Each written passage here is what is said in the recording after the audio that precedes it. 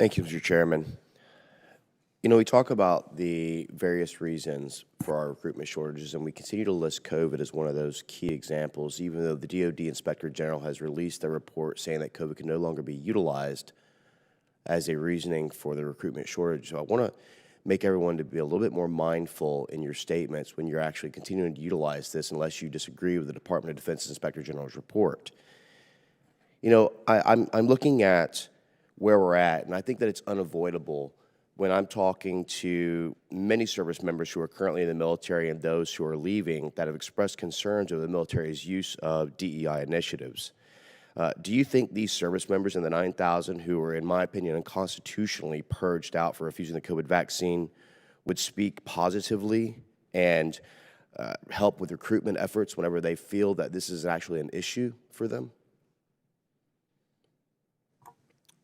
Representative Mills, first of all, I just want to focus on that. You know, the service members that we have in today, you know, the value proposition that we offer them today seems to be sticking because we don't have a retention issue. With respect to service members who were discharged for refusal of COVID vaccine, I wouldn't want to speculate on what they would say. I'm sure that if for as many people that were discharged, they would have as many different perspectives on what their view of their military service was.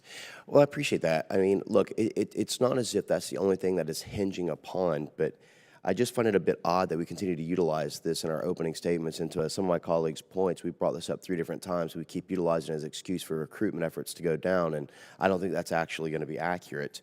Congressman, I also want to, if I can just continue on, and by the way, I want to thank you for your service in military. I know you wore the uniform as well.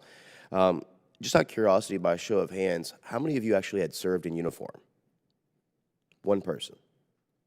You know, you talk about the significant importance you give, especially you, Mr. Wagner, the rah-rah speech of how great serving in the military is, yet you've never actually served yourself, so don't actually know how far we've fallen from where we actually used to be, where we prioritize things like increased lethality, readiness, and being properly equipped, and instead now focus on the diversity, equity, and inclusion of our military.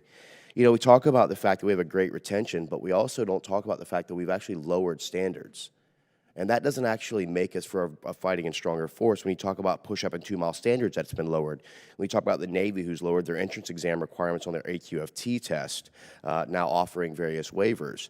But what I would say is, and I agree with one of the key points that you talk about, we have to increase and support a better quality of life for our service members.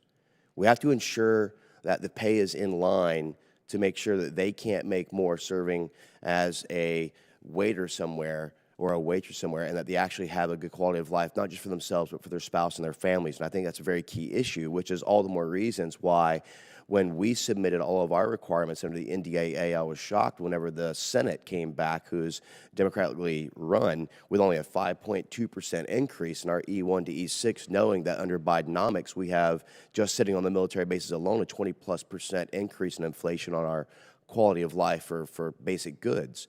And so I will say that I do agree with you in the fact that we need to do more with increasing the rate of pay to increase quality of life, but also the allocation of MILCON that would enable our bases to have better affordability and a better availability of housing, but also not having our barracks and our actual buildings who are falling in on soldiers, especially in areas in Indo-PACOM that has a level 5 corrosion level that we see has been completely ignored for quite some time. Speaking of the military benefits and things, do you believe that our military benefits, and just going into what I talked about lowering standards, do you think that they benefit by taking the approach of lowering standards rather than addressing issues head on? Congressman, I just want to make sure I understand.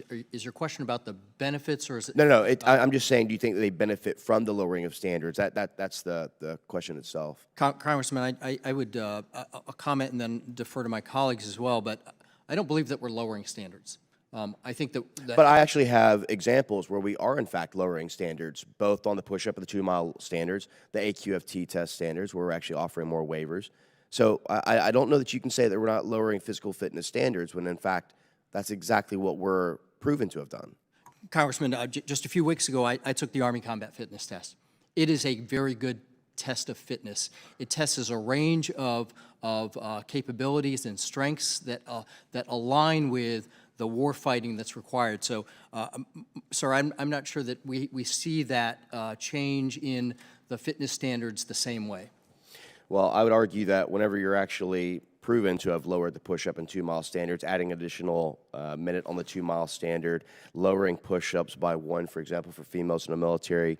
But I would also just offer one thing, which is that we talk about our actual inability to try and be ready for things, but when you're having drag shows and prioritizing DEI, and you're thinking about all these types of things, and you're ridiculing people for TP action rallies and saying it's apolitical, that probably has a big recruitment deficit as well on the way that we actually view our military. With that, I yield back.